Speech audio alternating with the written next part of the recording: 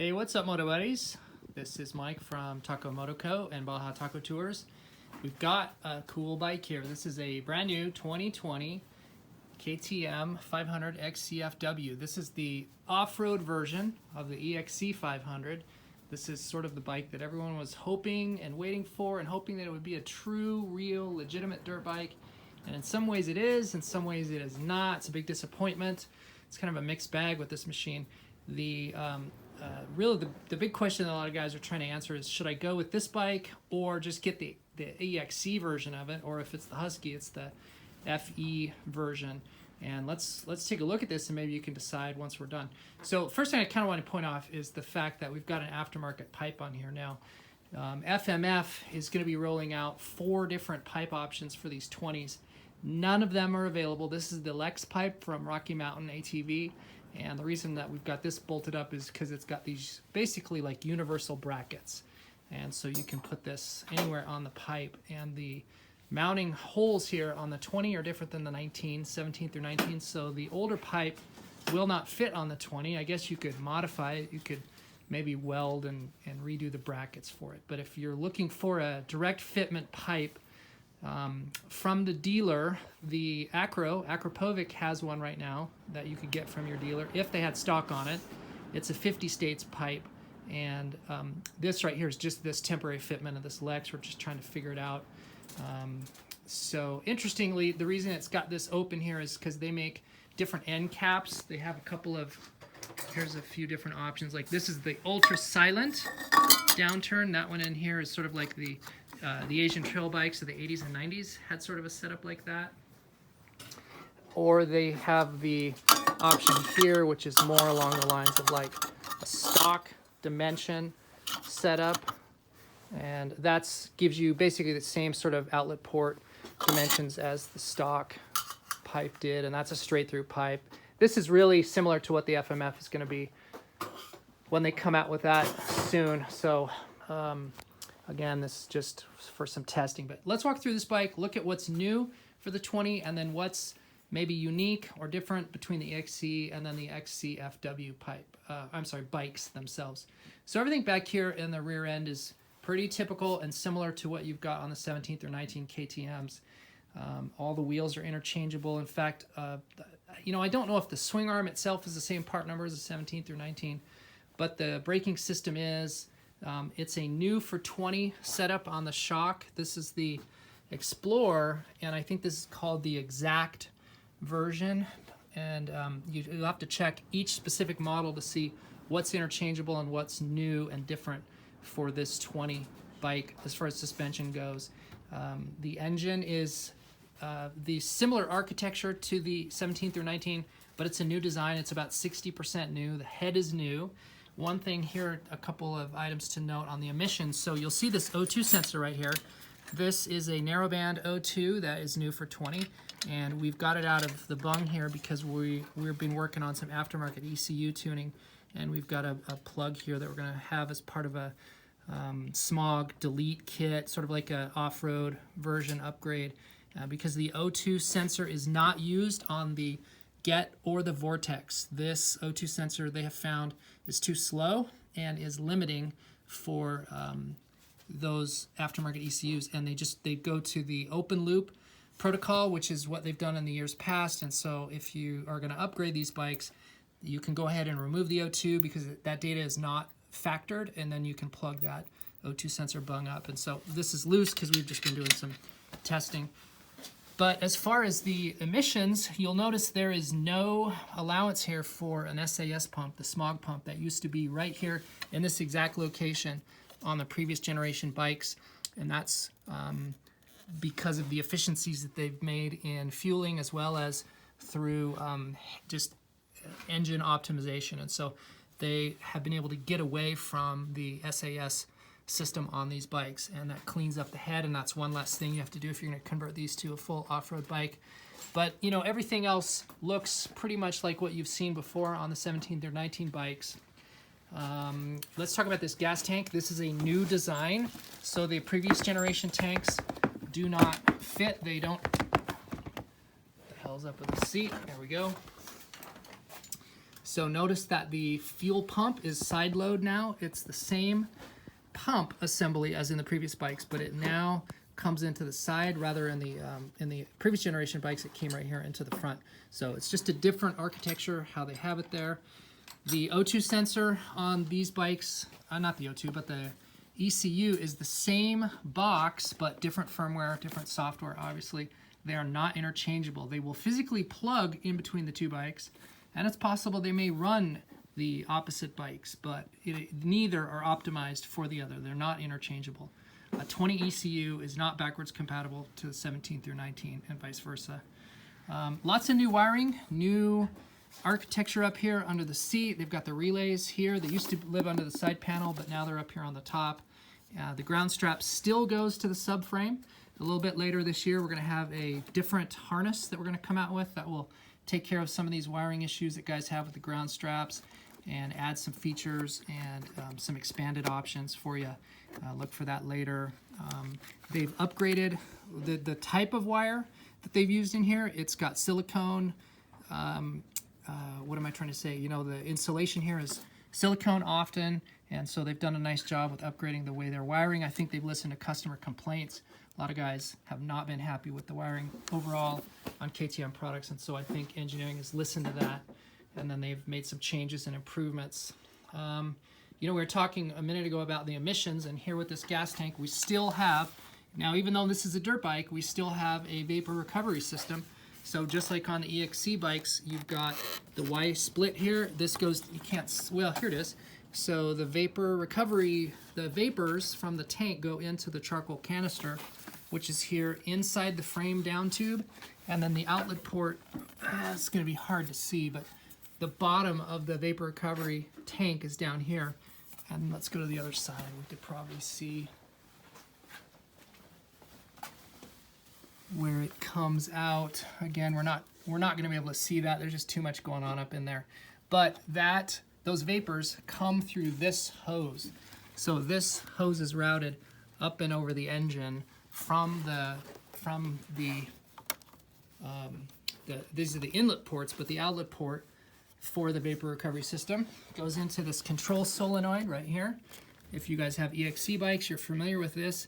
This little vapor solenoid right here is commanded on by the ECU, and so there is a vacuum that's created. Let's go to the other side.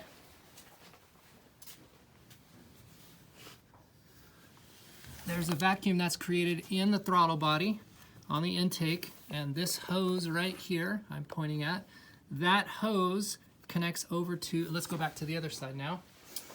This is merry-go-round here. So that 1/4 inch hose is right here. So this side comes from the charcoal canister. This side goes to the cylinder head, the hose that we just saw there on the intake side. And then this is just a solenoid, a valve, that controls the on and off of that. And so when it's commanded on, vacuum created here pulls vapor through this side from the canister. And that's what all of this stuff is. So this was a surprise to a lot of guys that these bikes would have, you know, that level of emissions control equipment on them. Now, that is one thing to note here is that system does not add power or take away power from the machine. So there is a total myth out there that, like, you know, air quote, desmogging a bike adds power and performance, and that's not the case at all.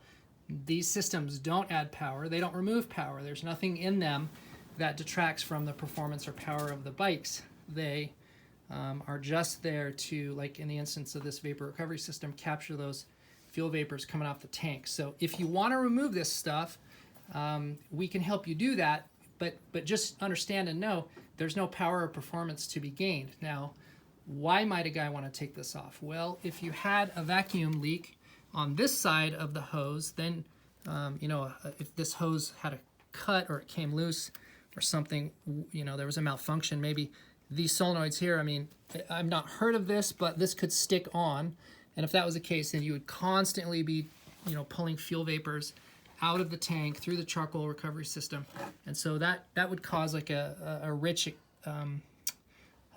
condition on your bike. And then if this thing had, again, if you had a vacuum leak anywhere on this side of it, you would just have a vacuum leak of straight air going into the intake. Also, I've heard stories of where guys will tip their bikes over, and this cap right here, neither on this hose, they don't have a one-way check valve. And you could certainly add one onto there or get a different hose, one of those hoses that have the a one-way check valve. But if you tipped your bike over, you could do this as an experiment, pull that off, dump your bike on the side, and gas is just going to come pouring out of that. And so what has happened to guys is they will tip over. This is just gas, raw gas is coming into here and it's filling up the vapor recovery system. And then, so that raw gas would be coming into here. And then so when this system down here is commanded on, then you're gonna have raw gas, liquid gas, that's gonna be going into the system, into the engine through that vacuum on the intake port side. So there are reasons why you might wanna take these systems off for reliability, just eliminating failure points. But power and performance is not one of them. So just weigh all that into consideration. And again, if you do want to remove these, we have all kinds of ways to help you do that. Plugs, kits, ready-made kits that do that. This right here is the plug. Maybe from the back we can see it better.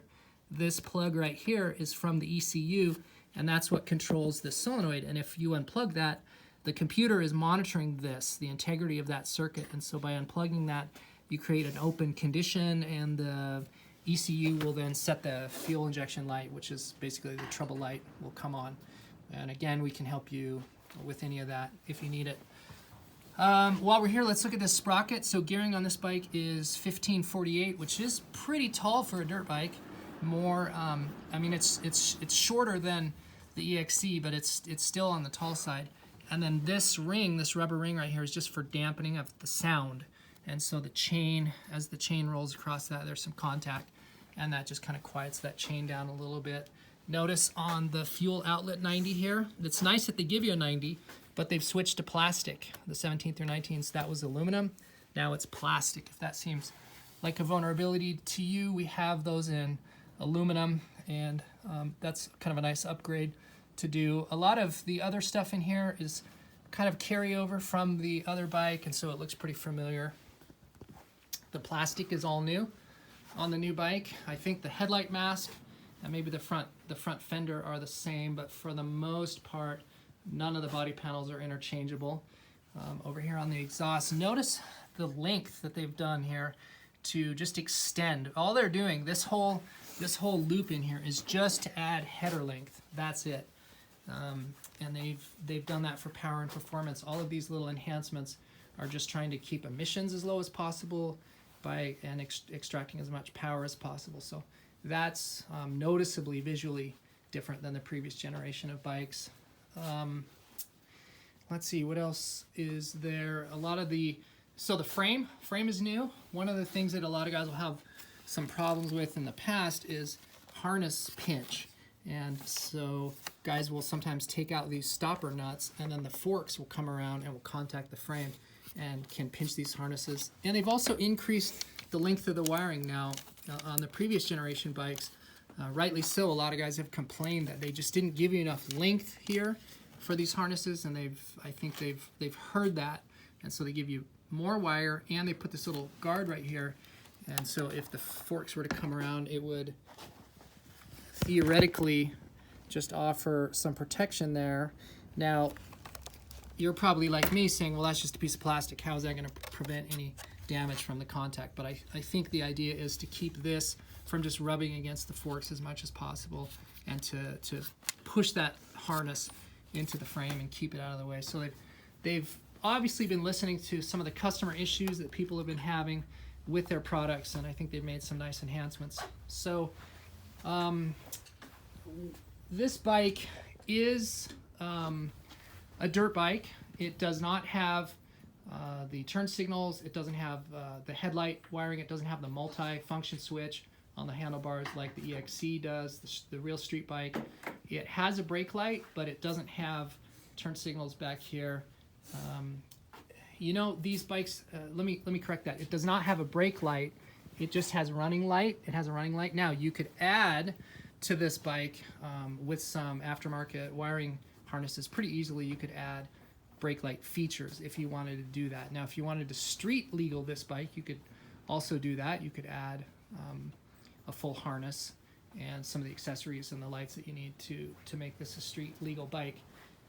But you won't have a street legal 50-state bike, because there's a lot of states that are wise to dirt bike conversions, and they do not allow, nor will they title an original title that was a dirt bike title over to a street bike. They won't convert that. So California doesn't, New York I think doesn't. There's quite a few states. So that door is kind of closing. You either have a street bike, a 50-state street bike, or you have a dirt bike, and there's quite a few states that are preventing you from changing over. So if you live in one of those states and you think that this would be a good bike to platform and then to put a plate on it, your state may deny you that opportunity. And so I think that if somebody is trying to decide whether or not they should get the XCF-W or the EXC, I'm of the opinion that I would recommend getting the EXC.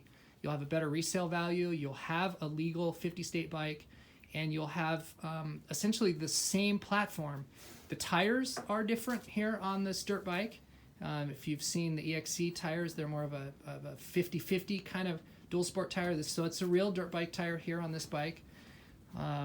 Here's something that surprises a lot of guys, and I've heard this before. We're going to take a peek here into the air box, and if you're familiar with the EXC, you know that they have intake reeds.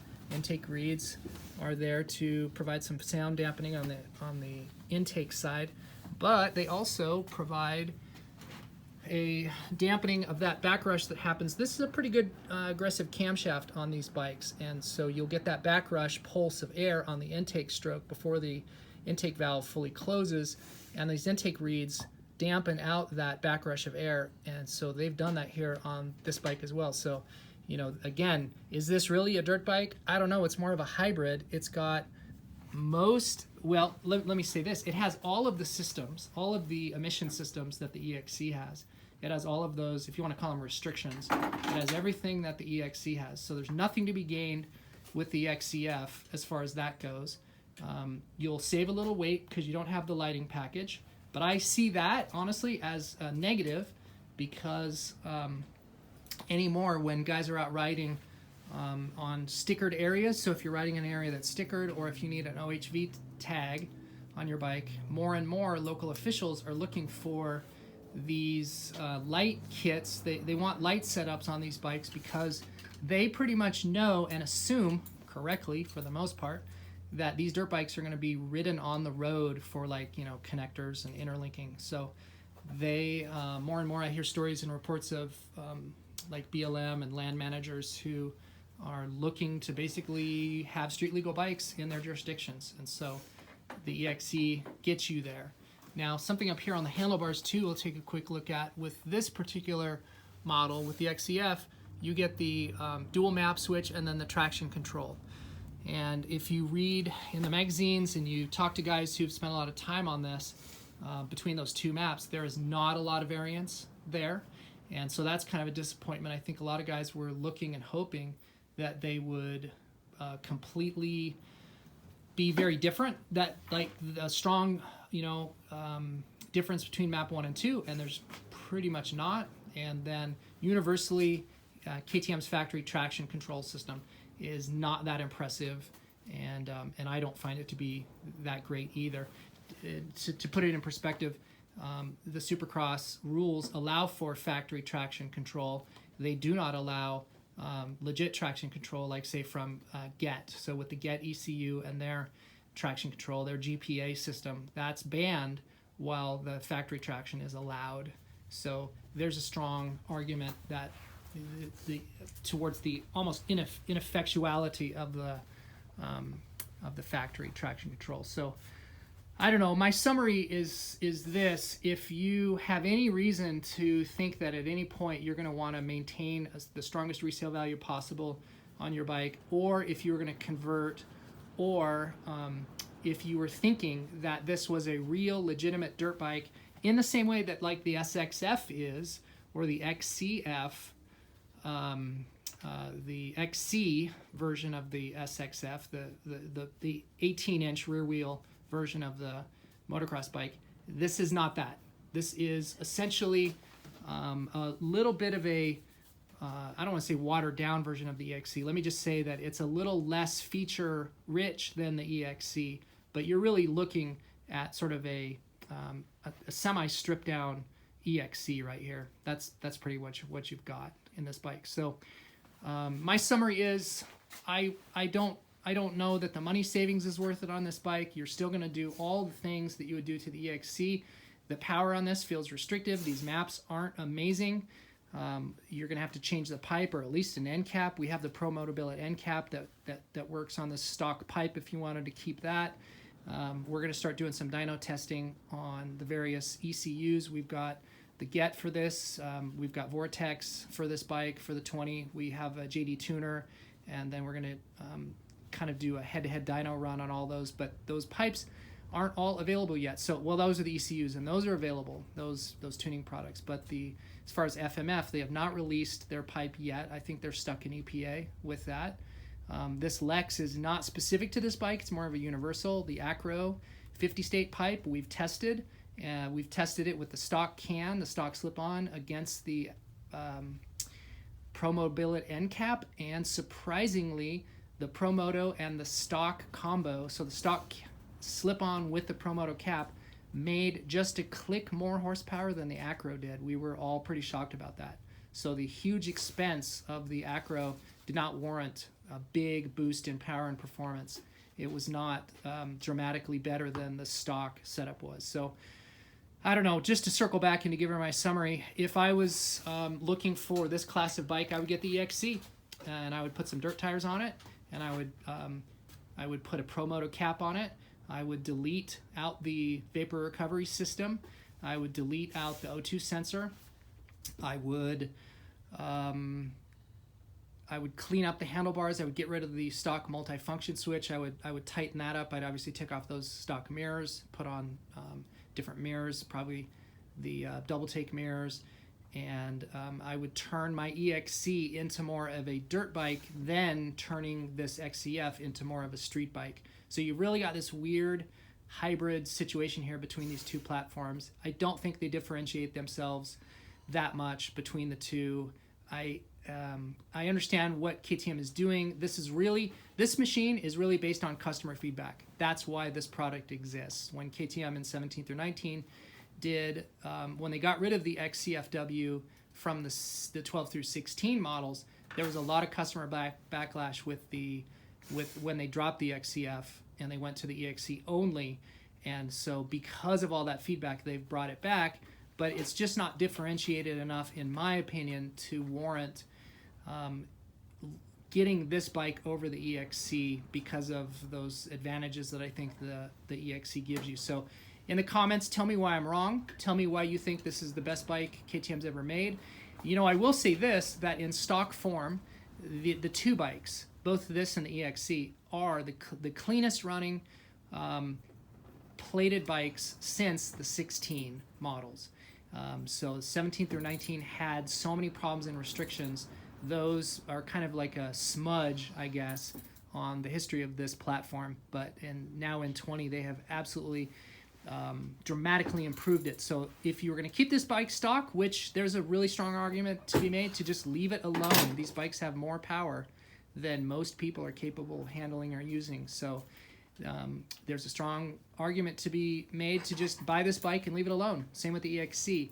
But if you want and can handle all the power and capability that these machines have sort of tied up in them, then those mods are really what you want to look at to bring it out. So you can call us, email us, contact us, go to takomoto.co and check out any of the products that we've talked about here. And we're going to have more videos coming out, especially when we get our hands on pipes and exhaust products for these machines.